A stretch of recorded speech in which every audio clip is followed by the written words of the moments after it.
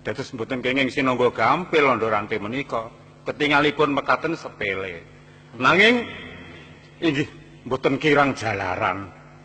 Menawi panjenengan Gusti sampun ngersakaken tiyang ingkang kados mekaten menika kedah ical saking plateraning jagat raya wonten sarana menawi wonten keparengipun keparenga Kanjeng Bupati pados lare estri ingkang radi mentereng pasuryanipun ngaten kados pundi mangke kangge mancing-mancing minangka ranté mas kangge ngleda kalian Ondo Ranté supados kengguh kalian pasuryan ingkang ayu menika kala wau. Nggih. Kula sampun saged ngertos menapa ingkang dipun kersakaken dening Kakang Sejangkung. Nggih. Ya yen ngaten kula badhe nimbali tiyang ingkang gadah lare kados ingkang dipun kersakaken Kakang Sejangkung. Mekaten wonten nggih Kanjeng Bupati. Wonten. Sapa Pradan? Inggih dawuh Gusti. Kene keparada maju nggon. Inggih mangsaken dawuh. Ngono ya, Kakang. Rerebeting pati iki durung bisa ana kerampungan. Senajan Kakang Sejangkung uga melu cawe-cawe nentremake, nanging kasunyatan durung bisa rampung. Inggih. Wah, mongko iki urung ora uwal saka kewajibanku lan jejibanmu, Kakang. Iya, lajeng menapa ingkang parikedah kula tindakaken Gusti Adipati. Aku presa. Rikala aku rawuh ana ing katemenggungan yana ing bali omahmu, aku presa kowe lagi jejagongan karo bocah wadon cilik sing udakara umur 18 taun. Bocah kae anake sapa, Kakang? Kowe ora perlu ajrih. Kowe munjuk ana ing ngersaku, bocah sing kok jak jejagongan ana ing pendopo katemenggungan kae, anake sapa Sumba Pradan? Kok estunipun damel tida-tida ing manah kula wonten panggendanipun Gusti Adipati menika nyuwun pangapunten kagungan kersa ingkang kados pundi to Gusti Adipati? Ana sambunge marang katentremaning negara ing Kadipaten Pati pasantenan. Oh inggih menawi mekaten sampun boten badhe miris malih yen to kula badhe matur. Iya, Menika anak kula. anakmu. Inggih. Ketujuh prana, Kakang. Kakang Sumba Pradan mbok menawa senajan ngarep aku wis nate dawuh marang kowe supaya ngrampungi pakaryan iki urung bisa rampung. Inggih. Mbok menawa sarana anakmu bisa gawe kerampungan, Kakang. Lho, keparengipun Gusti Adipati? Dawuh piwulange Kakang Sejangkung sing pinangka tuwa tuanggane wong sak Kadipaten Pati. Dawuh supaya gawe srana, gawe bocah pinangka pamiluta, amilut si Ondo Ranté supaya gampang dikendharan. Nah, ora ana liya aku mundhut rilaning atimu. Ya mung anakmu wadon ndak pundhut ngampil pinangka kanggo pamiluta, pasangsik pamikat marang si Ondo Ranté, Kakang. Menika kadhawan nyaketi Ondo Ranté. Iya. Waduh. Menawi matur menapa boten nampi duka. Iya. Nyuwun pangapunten Gusti Adipati. Watak wantunipun Ondo Ranté menika kados mekaten. Iya. Ingkang deksura, kurang tata, jubriya lan sak panunggalanipun. Nggih sinajan to menika namung kangge pamiluta. Nuwun sewu pami kelajeng. Wong anak kula menika nggih ora ketanggepipna nggih wonten wujudipun.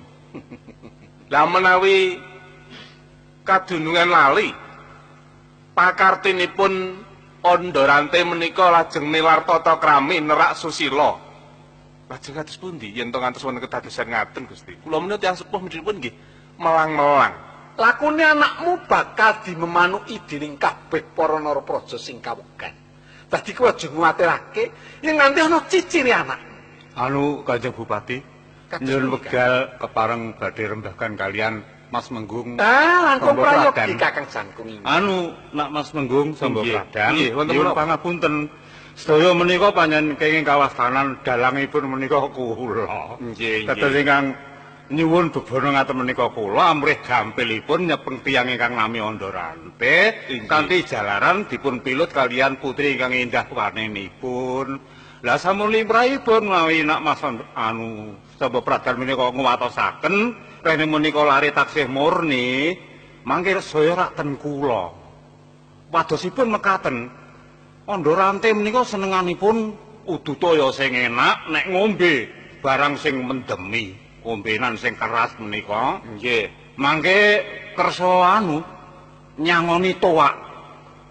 Amrih ingkang putra mangke sampun ngantos dipun ganggu kasusilanipun, mbok menawi mangke sareng sumrup toak menika ngungkuraken dhateng warni keendahaning putri menika Andorante menika, kula pitados menawi badhe ngombe rumiyin. Lah toak menika mangke badhe kula iseni menapa-menapa, amrih menawi dipun enggal-enggal kraos ngelu.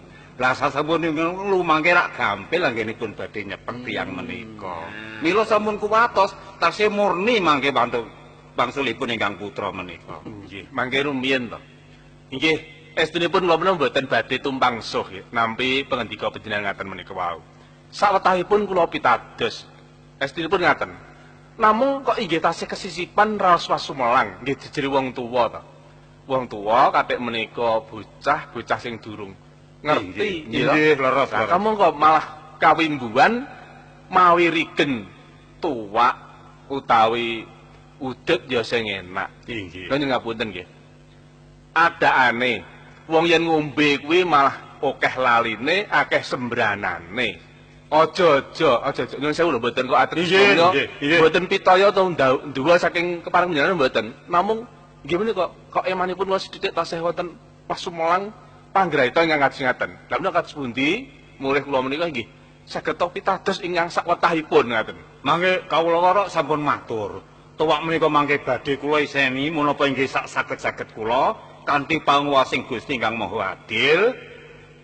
Mangke rak sampun to pitados menawi tiyang menika mangke badhe mboten anggadhahi kekiyatan. Sangga pradang. Iki dawuh Gusti Adipati. Punggel.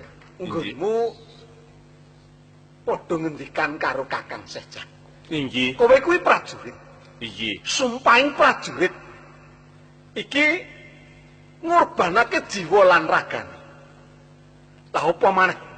Anakmu, anak keturunanmu tak pundhut teka kowe tidak anggonmu ngaturake. Lah ana ngendi sumpahing prajurit? Waduh, sewu-sewu nyuwun pangapunten ingkang sakal kathah Gusti Adipati.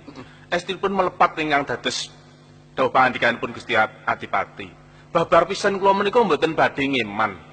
Namung rening menika ing ajeng ugi sampun kula aturaken karana menika anak. Namung rening sakmenika sampun wonten keparingipun Gusti Adipati, yen to menika kinarya kangge kerampungan. Panjenengan tetepipun prajurit, sumpah prastya kula wonten ngarsa panjenenganipun Gusti Adipati, sampun malih namung alit pejah kula wujude. Bagus. Ya kaya ngono kuwi. Sing dadi pamrih Kakang Seh Jangkung, yen anakmu sing katon mula pancen meranani atine si Andorante bakal bisa kapiluyu. Nah, mengko wong sing wis ngetutake marang kapiluyuning ati iki sok gampang lena kaprayitnaning batin. Inggih, malah kapara sinareng kula limbang-limbang.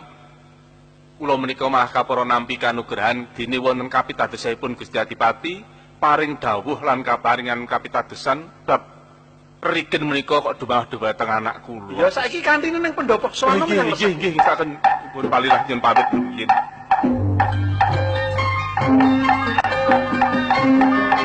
Gini Nduk, gini. Tegak ngape. Gini. Ah, gini. Gini, lungguh sing tenak sik ya. Bapak tak matur dhisik ya. Inggih, Rama. Gusti Adipati, Ana apa sumber? menika anak kula ingkang sampun sowan, monggo kaparing. Ora pangling aku. Senajan wis pirang-pirang taun tekan saiki nyatane ya wis mundak gedhe ngono wae. Inggih. Ae pasuryane isih kaya biyen. Inggih Gusti Adipati. Jenenge sapa iki, Kak? Gunarti. Guranti. Guranti. Inggih. Nduk, Guranti. Inggih dawuh. Kene. Majuwa, kowe bakal diparingi wulang karo Kakang Seh Jangkung supaya mengko bisa ngecake pakaryan sing ora tuna dungkap lan tumpang suh. Oh, inggih ngestakaken dawuh dalem. Kakang Jangkung, kula semanggaaken Kakang. Inggih. Badhe wonten riki angenipun ngendikani menapa badhe dipun kanthi wonten sanjawining pendopo kula semanggaaken. Inggih. Amrih saenipun mangke wonten ing sanjawining pendopo inggih sampun ngantos tumpang suh badhe kepareng kawula paring ular-ular wonten ing pendhapa menika. Sing wigati ngene lho, Nduk. Kowe arep kanggo mamiluta sawijining wong sing gawe rusuhing negara Pati. Lah, perkara carane mengko aku sing aweh ego lan pratikel aning jaban pendhapa iki tak jaluk sing gedhe atimu lan aja mamang, aja nduweni was lan sumelang. Oh, nggih. Sedaya kula tansah ngestakaken pangandika panjenengan. Lajeng benjang menapa anggenipun dawuh kalian kula. Lah, pamit ramamu. Ya wis lagi kari manut mengko bakal anu katuntunnya. Lho Rama sampun tebel. Ya wis ayo katunke. Kakang Cangkung, terus manggaken dengan diko kakang. Nggih, nyuwun pamit Kanjeng Bupati.